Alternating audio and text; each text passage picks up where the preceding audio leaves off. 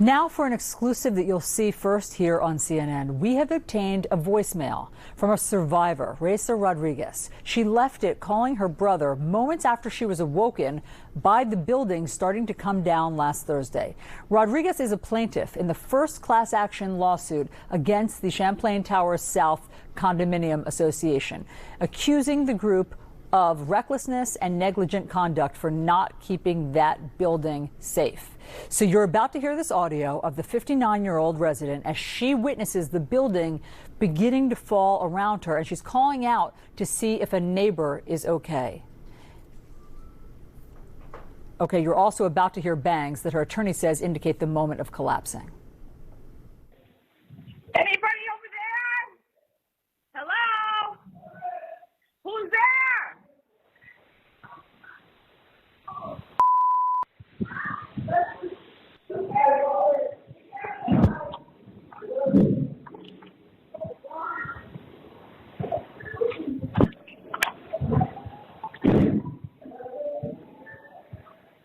Yanni!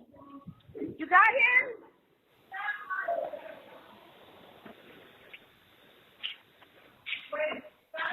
Yeah. Vamos a trepar las escaleras, pero espérate, que hay voices. I gotta check on the inside. A esa señora, chequela.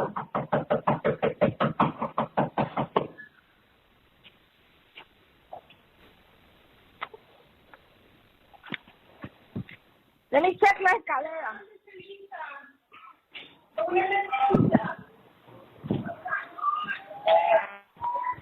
Oh my God! What the hell?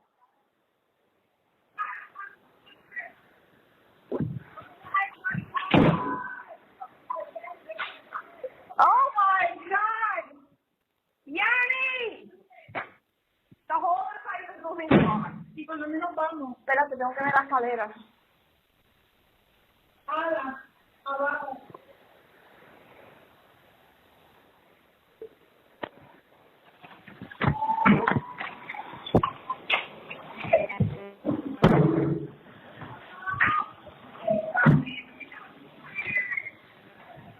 Yanni! Yanni!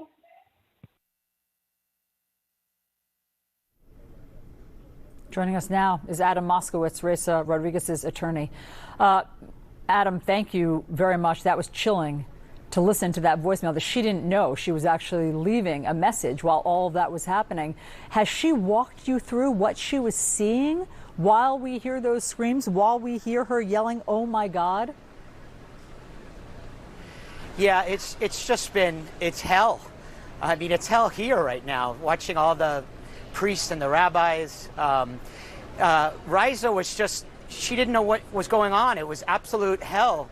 And she called her brother, who she loved her brother, and she was trying to figure out what to do. And she hung up with her brother, but what she didn't realize is she was still on the phone with her brother. The recording was still on. So it still kept recording what she was doing, and she was going apartment to apartment because she was nervous that a lot of her neighbors were older and a lot of them couldn't move, and some of them had small children. And she was so nervous, she spent 10 or 15 minutes just going apartment to apartment trying to save these people. And then she got in the stairway and it was dark, and her brother just told her, just go down, but she wanted to make sure that everybody got out. So it's just emotional. And he just found this on his telephone. She didn't know that he had this. He was going through his phone, and she didn't hang up the call. And so, Adam, when she's saying, "Oh my God, the building is gone," what has she told you she was seeing? What does that mean? I mean, she's in the building. So what is she seeing around her? It's like a movie. You look out your hallway and there's nothing there. There's no building there. So she couldn't figure it out. She was trying to consciously figure out what is going on here, but half the building is gone. I mean, the floors are just sheared off. It's not even like another building fell. Half of her building fell. So she's looking out, trying to figure out where do you go down? She didn't know. I mean, you can't use the elevator, and she's been complaining for months, for years, Raysa's been telling the building in photographs, in video. She's been saying the building is falling apart. She has video of the garage. There's dripping on her car. Every week, her and her friends are complaining, and nobody listened to her. Nobody. And they said, your building is fine. Your building is safe. Don't worry. And this is just ridiculous. And that's why we filed a class action lawsuit, because it needs to start now. These people need to grieve, but we need to start preserving the evidence. We need to start getting a receiver involved if there's claims that the homeowners have. We need to make sure the insurance money is frozen and nobody take it, because this is just horrible. But Adam, the conduct is so atrocious. I've never seen this. But Adam, on the flip side, yes, they did know something was wrong with that building, as we now know. And in fact, the condo board was presenting residents with these assessments. I think the first one a couple of years ago was $9 million. The new one that we've heard about was going to be $15 million. And from media reports, it sounds like some of the residents were bristling at a number that high. Of course, as is understandable when you're presented with a bill that might be that high. And so how can you prove that they were culpable when they were, it sounds like, attempting to raise the funds to do the needed fixes?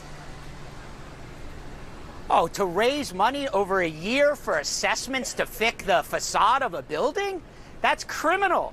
You think that somehow they're going to cure a building because they do an assessment on the homeowners for $15 million so they could fix the pavement and they could fix the balconies and maybe they could repair some? There were some serious structural problems with this building. Buildings don't collapse.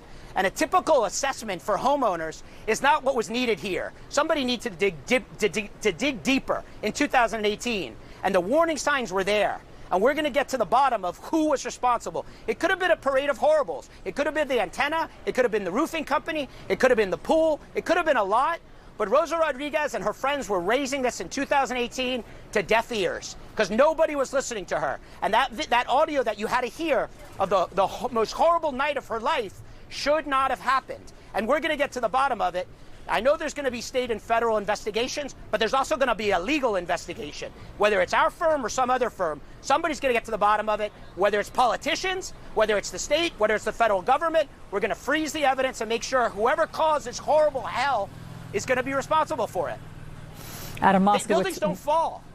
We hear you, and we appreciate your time, and we appreciate you sharing that audio with us. It's chilling, and it's just incredible to think of what the residents inside were seeing and hearing at that moment. Thank you for being with us. Thank you. Sorry I'm so emotional. Sorry I'm emotional. Understood, Adam. Thank you. We'll speak to you again.